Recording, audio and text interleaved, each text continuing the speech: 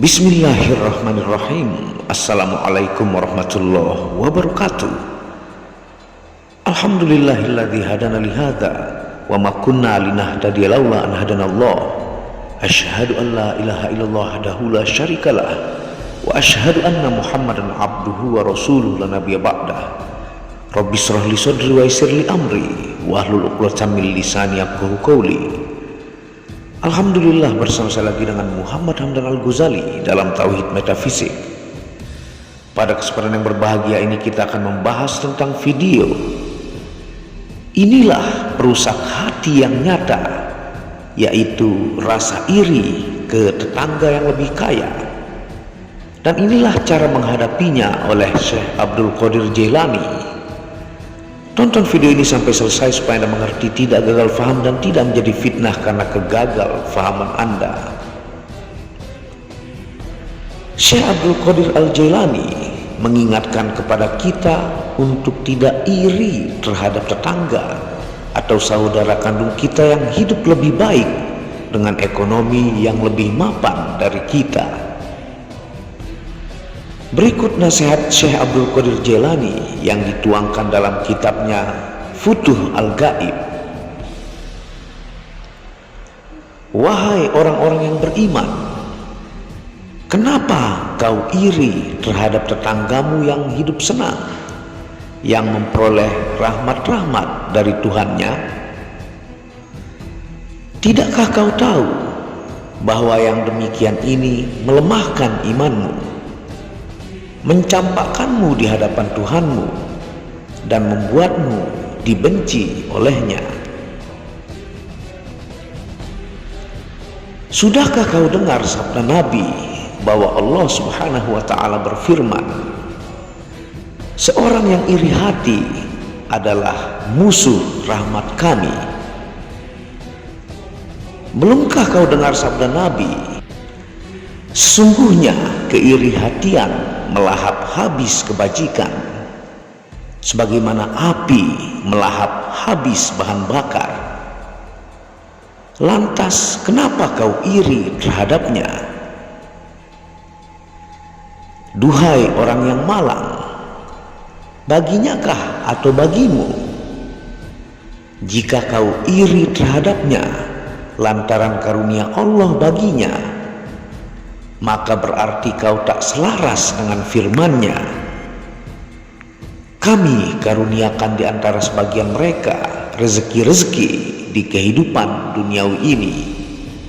Quran surah 43 ayat 32. Berarti kau benar-benar zalim terhadap orang ini yang menikmati karunia Tuhannya yang khusus Dia karuniakan kepadanya, yang telah dijadikannya sebagai bagiannya, dan yang tidak diberikannya sedikit pun dari bagian itu kepada orang lain. Allah jauh lebih tahu dan bebas dari kecacatan seperti itu. Dia tahu mana yang terbaik untuk hambanya, baik kaya atau miskin. Semua sama-sama ujian darinya. Allah Subhanahu wa ta'ala berfirman, firman kami tak akan berubah, dan kami tidak menzolimi hamba-hamba kami. Dalam Quran surah 1 ayat 29. Sesungguhnya Allah tak akan mencabut darimu segala yang telah ditentukannya bagimu, dan tak akan memberikannya kepada selainmu.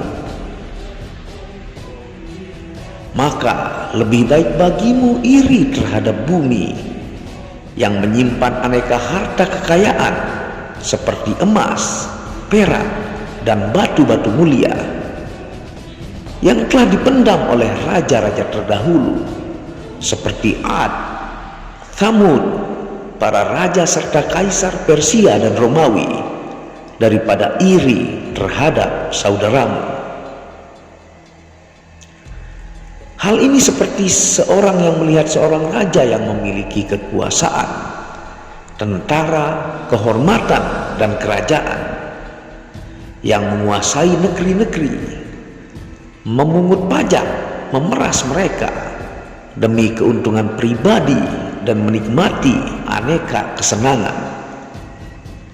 Kenapa kalian tidak iri terhadap raja yang seperti ini? Sedang terhadap seekor anjing buas yang tunduk kepada salah seekor anjing raja itu, yang bersamanya siang dan malam, diberi sisa-sisa makanan dari dapur kerajaan dan hidup dengannya. Banyak manusia yang mulai iri terhadap anjing ini, memusuhinya, menghendaki kematiannya, dan ingin menggantikan kedudukannya sepeninggalnya. Tanpa merasa enggan terhadap dunia atau membina sikap agamis dan ridho dengan nasibnya. Adakah manusia di sepanjang masa yang lebih bodoh daripada orang iri seperti ini? Maka ketahuilah, duhai orang yang malang, apa yang mesti dihadapi oleh tetanggamu itu adalah kelak pada hari kebangkitan, jika ia tak mematuhi Allah, padahal ia menikmati karunia-karunia-Nya dan tidak memanfaatkan karunia-karunia itu untuk mengabdi kepadanya. Belumkah kau dengar keterangan ini?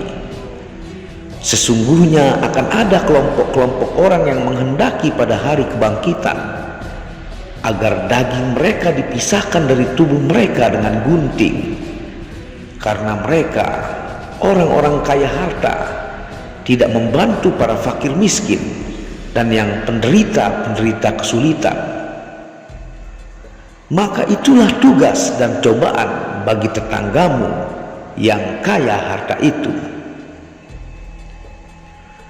Pada hari kebangkitan, si kaya akan mendapatkan tanggung jawab besar kelak atas kekayaannya. Apakah digunakan untuk membantu kesulitan-kesulitan orang yang fakir miskin, susah dan menderita, atau untuk memuaskan nafsu duniawinya semata? Penghakimannya akan jauh lebih besar daripada orang yang sabar dalam kesusahannya.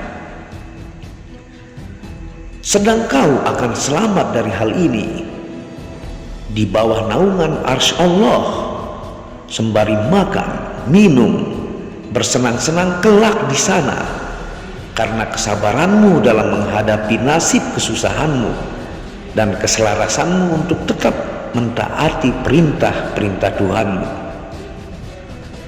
Semoga Allah menjadikanmu orang yang sabar dalam menghadapi musibah, bersyukur atas rahmatnya, dan memasrahkan segala urusannya kepada Tuhan bumi, langit, dan pemilik alam semesta. Wallahu a'lam bishawab. Itulah pesan Syekh Abdul Qadir Jailani kepada orang-orang yang iri melihat tetangganya yang lebih kaya. Allah Subhanahu wa ta'ala telah menetapkan karunia-Nya dan nasibnya, karena Allah yang Maha Tahu, dan kelak semua akan diminta pertanggungjawaban sesuai dengan harta kekayaannya. Dan yang sabar akan kemiskinannya akan mendapatkan naungan arsy Allah, mendapatkan tempat terbaik karena kesabaran menghadapi nasibnya. Dan begitu pula orang yang kaya raya, jika tidak menggunakannya untuk kemuliaan, maka akan dipisahkan antara daging dengan badannya dengan menggunakan gunting oleh Allah Subhanahu wa ta'ala. Semua adalah rahasia Allah yang tanpa kecacatan. Allah lebih tahu daripada hambanya. Apabila ada salah kata itu murni dari kebodohan saya sendiri, apabila ada benarnya itu datangnya dari Allah. Semoga berkah bermanfaat. Wabillahi taufiq wal hidayah. Tsumma assalamualaikum warahmatullahi wabarakatuh.